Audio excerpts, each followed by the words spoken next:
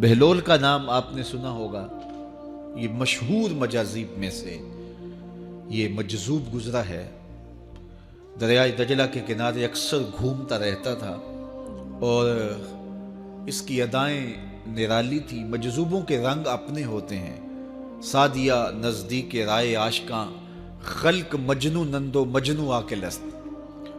تو لوگ انہیں بے وقوف کہتی ہے، لیکن اہل عقل اور اہل تصوف انہیں دانا کہتے ہیں۔ اس لیے بہلول دیوانہ کہا جاتا تھا، لیکن بہلول دانا کہتے ہیں اہل خرد، کہ اصل حقیقی عقل تو ان کے پاس ہیں جو در محبوب تک پہنچ گئے۔ راس الحکمہ تے مخافت اللہ، حکمت اور دانائی کا سرچشمہ اللہ کا خوف ہے۔ تو جس کو اللہ کا خوف جتنا زیادہ ہوگا وہ اتنا زیادہ دانا ہوگا۔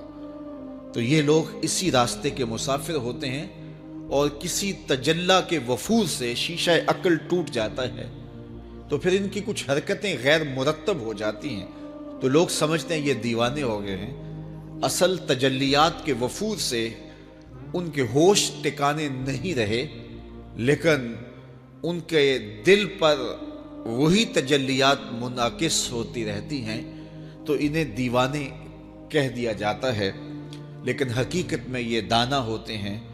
ان کے اندر کی دنیا مرتب ہوتی ہے، لیکن باہر کی دنیا غیر مرتب ہوتی ہے۔ اٹھنے بیٹھنے کا کبھی پتہ نہیں ہوتا، کھا لیا تو لے لیا، نہیں کھایا تو دو دو دن گزر گئے۔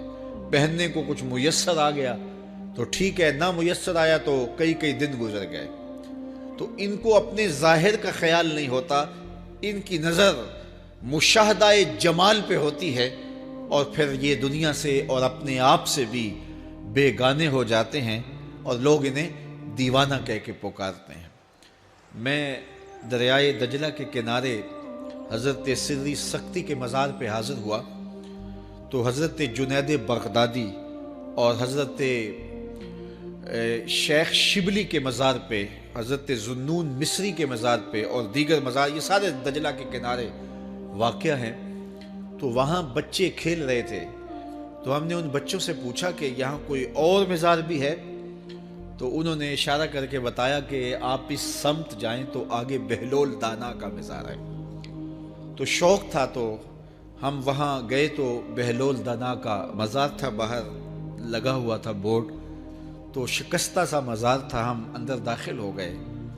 تو میں نے بہلول دانا کی قبر دیکھی کہ اس کی قبر کے اوپر جو غلاف پڑا ہوا تھا وہ بھی آدھا تھا اور پھٹا ہوا تھا۔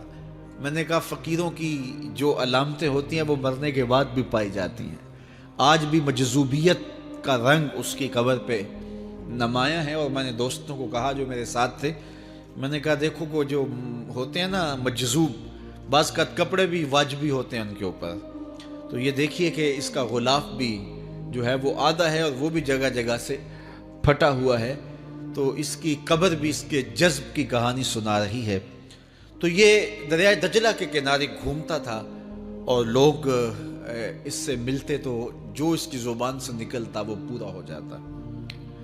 تو ایک دن دریائے دجلہ کے کنارے یہ گھوم رہا تھا کہ ہارون رشید اپنے مکان کی، اپنے محل کی چھت پہ ٹہلتے ٹہلتے بہلول کو دیکھتا ہے، تو خادموں کو کہا کہ ذرا اسے میرے پاس حاضر کرو۔ شاہی حکم نامہ تھا، جو چھت کے اوپر خادم تھے انہوں نے اوپر سے ڈولی پھینکی اور نیچے والوں کو اشارہ دیا، انہوں نے بہلول کو پکڑا اور ڈولی میں رکھ دیا، اوپر والوں نے رسیاں کھینچ لی۔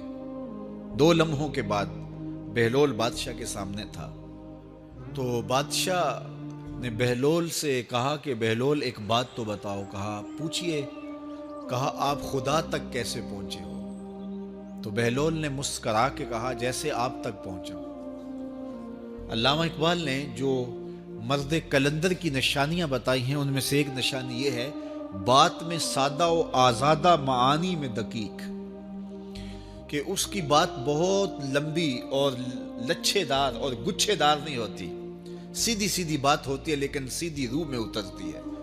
مختصر اور جامع کلام کا حامل ہوتا ہے اللہ کا بندہ۔ تو کہا کہ بادشاہ جیسے آپ تک پہنچا ہوں۔ تو بادشاہ کا تو خیال تھا کہ کوئی بڑی باریک بینی سے کوئی فلسفہ بتائے گا، لیکن یہ 2 لفظوں میں اس نے کہہ دیا جیسے آپ تک پہنچا. بادشاہ نے کہا میں نہیں سمجھا. کہا بات تو سادہ سی ہے, تیری عقل میں نہ آئے تو میں کیا کر سکتا ہوں. کہا حضرت آپ سمجھا دیجئے. تو بہلول نے کہا کہ حضرت میں خود آنا چاہتا تو دیوان خانے میں جاتا, درخواست لکھ کے لے جاتا, پھر جمع ہوتی, پھر کئی واسطوں سے ہوتے ہوئے آپ تک پہنچتی. آپ پھر مجھے وقت دیتے ملاقات کا, 6 ماہ بعد, سال بعد.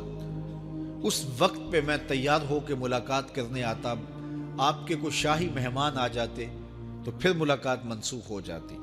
پھر بھی آپ کی مرضی, ملاقات ہوتی نہ ہوتی. میں چاہتا تو مہینے سال لگ جاتے, لیکن ملاقات پھر بھی آپ کی مرضی پہ.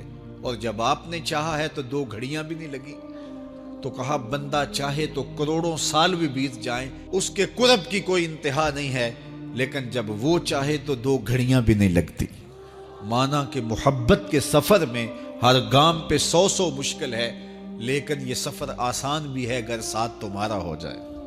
تو کہا کہ قل ان کنتم تحبون اللہ فاتبعونی یحببکم اللہ, کہ اگر تم اللہ سے محبت کرتے ہو تو آسان طریقہ تمہیں بتا دیتے ہیں, میرے محبوب کی چوکھٹ پہ آ جاؤ.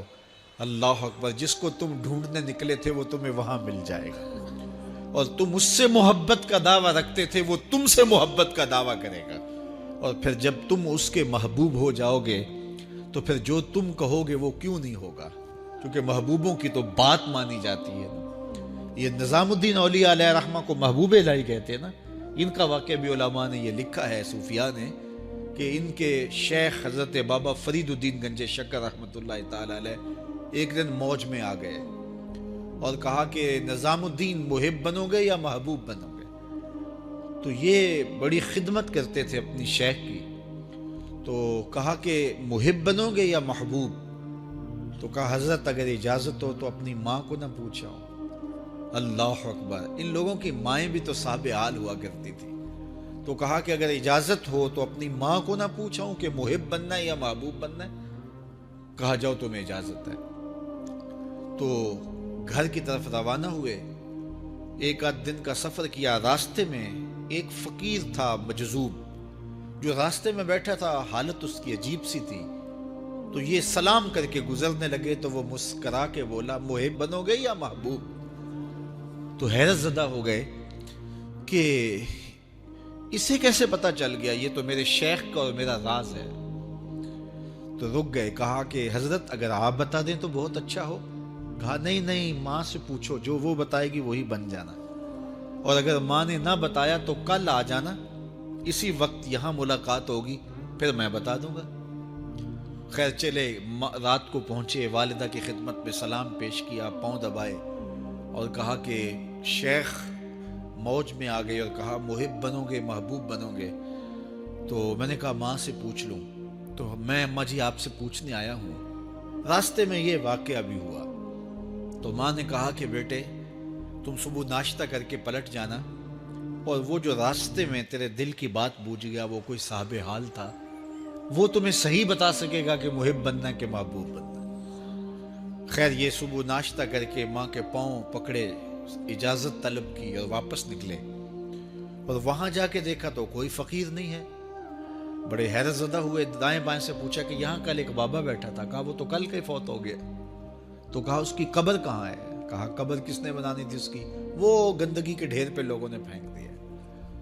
دل میں بڑے حیرت زدہ ہوئے, اتنا با کمال تھا, لیکن اپنی حالت یہ. خیر وہاں چلے گئے اور جا کے کھڑے ہو کے پوچھنے لگے بندہ خدا دل کی باتیں بوجھتا تھا اور میرے ساتھ وعدہ کیا تھا کہ اگر ماں نے نہ بتایا تو کل آنا, اور اپنا پتہ ہی نہیں تھا کہ کیا ہونے والا ہے. یہ بات کہی تو بابا اٹھ کے بیٹھ گیا. عرش فرش تے بانگا ملیاں تے مکے پہ گیا شور, بلے شاہ سا مرنا ناہی تے گور پیا کوئی ہور. ہاں اٹھ کے بیٹھ گیا اور کہا کہ